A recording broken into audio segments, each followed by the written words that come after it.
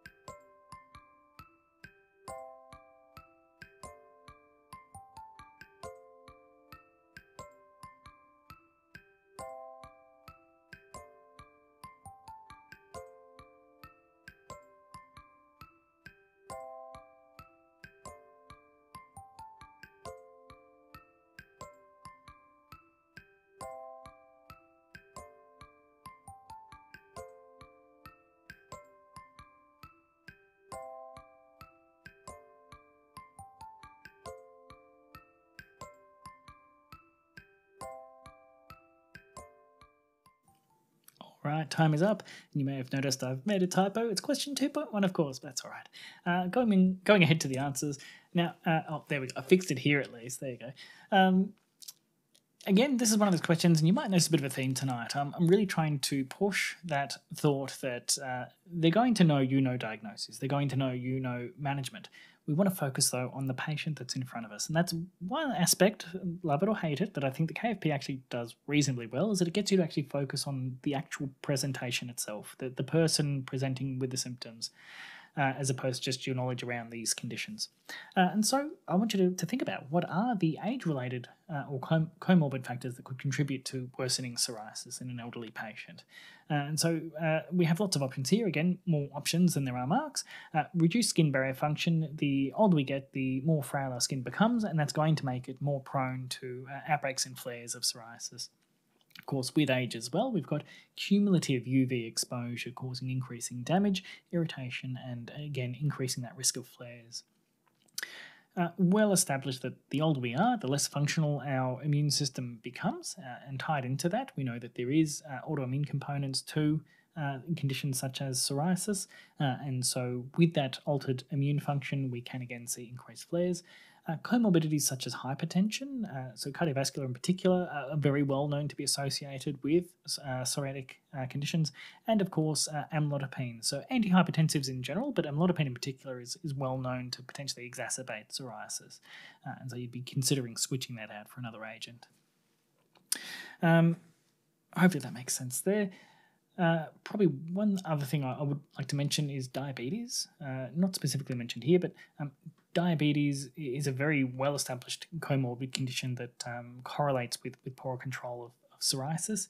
Now, it doesn't apply to this particular case because there's no mention of a history of diabetes, but I want you to have a look at your diabetic patients, and I wouldn't be surprised if you do notice an increased rate of psoriasis. And definitely, as they get older, important to manage.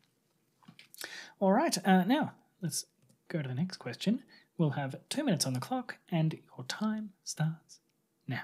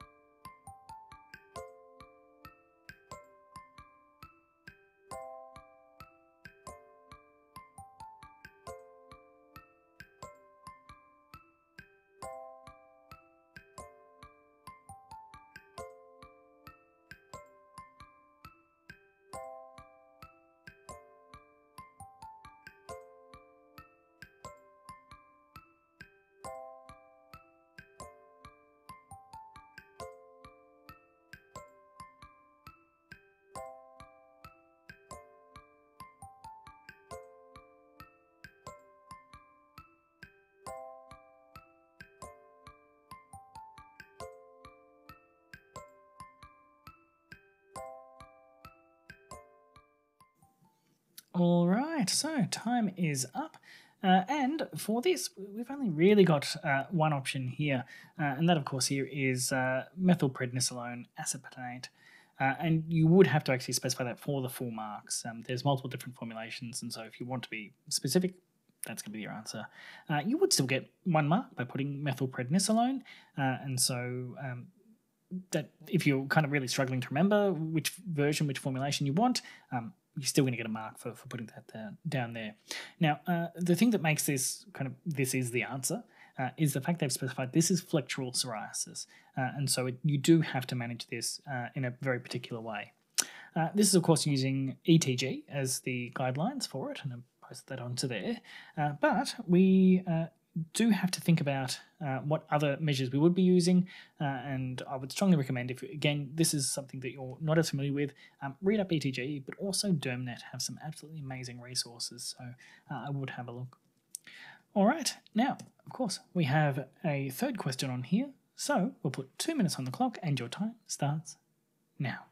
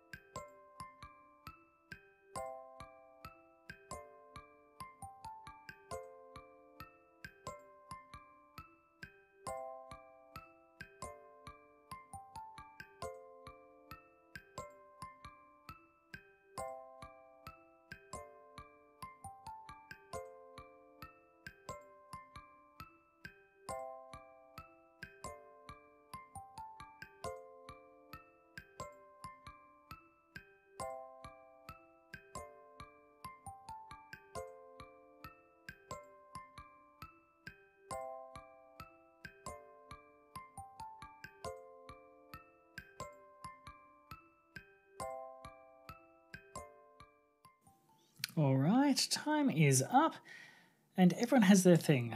Eyeballs, I don't know. Everyone's got a thing. I don't mind working with feet, fine. Eyeballs for some reason, just anyway. Moving on. So this here is a case of blepharitis, anterior blepharitis in particular, and this is really given away by the erythema around the eyelid, the changes to the eyelashes, and some crusting present as well. Very commonly associated with psoriasis as well, and so would be something you'd be keeping an eye on, particularly as the patient ages, more likely to encounter things like this. And so what initial management options do we have? List 2, we've got lots. Warm compresses applied to the eyelids daily for 2 to 5 minutes, 4 marks. You have been specific and concise. If you just mention warm compresses without any further kind of clarification, you're still going to get a mark, but come on guys, stretch it out a little bit, get those extra details in there, and you will get extra marks for it. Likewise, gentle scrubbing of lashes with sodium bicarbonate solution, 2 marks, fantastic. Gentle scrubbing of lashes with baby shampoo, full marks, fantastic. And it'd be one or the other of those. It's not something you would do both of, and so in all likelihood they're going to be grouped together. Now if you just specify gentle scrubbing of lashes, 1 mark, come on guys, we can do better. And the chloramphenicol eye drops, or eye ointment in this case, wouldn't actually be worth any marks. That's second line if conservative management's not treating and there's concerning evidence of infection, which in a case like this, there just isn't. It's a relatively clear-cut blepharitis, so I don't think you would get any marks there. All right. Moving on, we are, of course, up to now case number 3. Again, if you want to make sure your responses are up to date and synchronized with the live of the live stream, make sure your little red thing down the bottom is as far to the side as possible. Buffering. We're getting a few buffering errors tonight, so apologies if you're getting the little circle of doom. All right, case number 3.